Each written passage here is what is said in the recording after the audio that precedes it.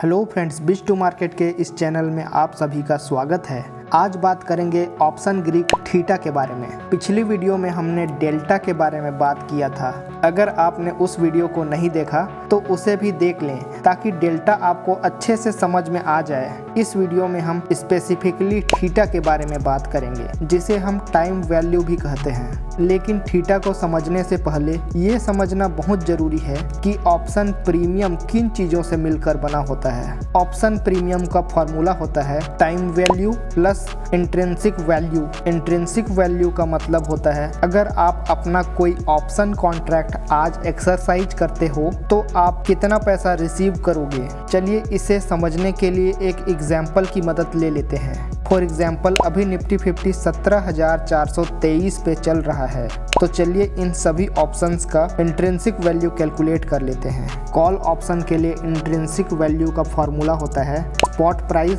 Minus strike price, और put option के लिए इंट्रिंसिक वैल्यू का फॉर्मूला होता है strike price minus spot price, just उल्टा। तो चलिए कैलकुलेट करते हैं। First 17,350 call option is equal to 17,423 जो कि स्पॉट प्राइस है माइनस 17,350 जो कि स्ट्राइक प्राइस है इज इक्वल टू 73। सेकेंड है 17,450 call option is equal to 17,423 जो कि हमारा स्पॉट प्राइस है minus 17,450 is equal to minus 27। तो इसे हम जीरो लिखेंगे। इंट्रिंसिक वैल्यू हमेशा एक पॉजिटिव नंबर होता है या जीरो हो सकता है। अगर कैलकुलेट करने पर नेगेटिव नंबर आता है तो इसे जीरो कंसीडर किया जाता है। थर्ड है 17,400 पुट ऑप्शन के लिए इज इक्वल टू 17,400 जो कि है स्ट्राइक प्राइस माइनस 17,423 जो कि है spot price is equal to minus 23। तो इसे भी हम जीरो लिखेंगे। 17,450 पुट ऑप्शन के लिए इज इक्वल टू 17,450 जो कि स्ट्राइक प्राइस है माइनस 17,423 जो कि स्पॉट प्राइस है इज इक्वल टू प्लस 27। अब चलिए एक और एग्जाम्पल के साथ हम टाइम वैल्यू और इंट्रिंसिक वैल्यू दोनों को समझ लेते हैं। मान लीजिए अभी निफ्टी 17,423 पे चल रहा है, तो स्पॉट प्राइस हुआ 17,423। स्ट्राइक हमने सेलेक्ट किया है 17,450 कॉल ऑप्शन के लिए, तो ये आउट ऑफ द मनी हुआ। यहाँ पे प्रीमियम है 100 रुपीज़। आज डेट है 3 अप्रैल 2023 और एक्सपायरी है 27 अप्रैल 2023 को।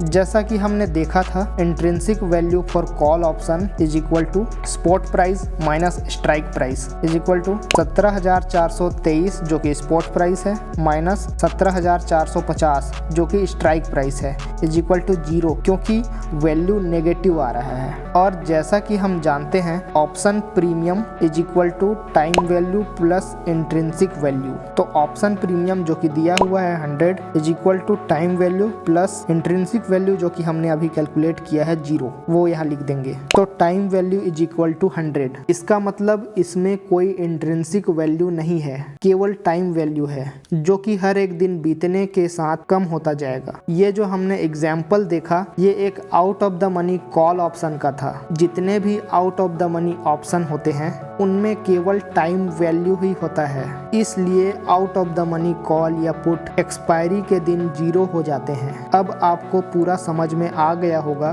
कि ऑप्शन प्रीमियम क्या होता है और इसमें टाइम वैल्यू का कितना बड़ा रोल है। तो चलिए अब थीटा के बारे में बात करते हैं। जैसे जैसे किसी ऑप्शन कॉन्ट्रैक्ट का एक्सपायरी नज़दीक आता जाता है उस ऑप्शन कॉन्ट्रैक्ट के प्रीमियम का वैल्यू कम होता जाता है। तो इसका वैल्यू जिस रेट से कम होता है इसे हम थीटा या टाइम डीके कहते हैं। थीटा का वैल्यू ऑप्शन बायर्स के लिए नेगेटिव और ऑप्शन सेलर्स के लिए पॉजिटिव होता है। सपोज आपने एक ऑप्शन कॉन्ट्रैक्ट बाई किया हुआ है जिसमें थीटा का वैल्यू है -50, तो इसका मतलब है कि हर दिन उस प्रीमियम का वैल्यू 50 रुपये कम हो जाएगा अगर बाकी सभी फैक्टर्स कांस्टेंट रहे तो। फॉर एग्जांपल मान लीजिए किसी एक ऑप्शन कॉन्ट्रैक्ट के प्रीमियम का प्राइस है 50 और उसका थीटा है 5, तो इसका मतलब है कि नेक्स्ट डे वो प्रीमियम 45 का हो जाएगा और उसके एक दिन बाद 40 का, अगर बाकी सभी फैक्टर्स प्राइस कांस्टेंट रहे तो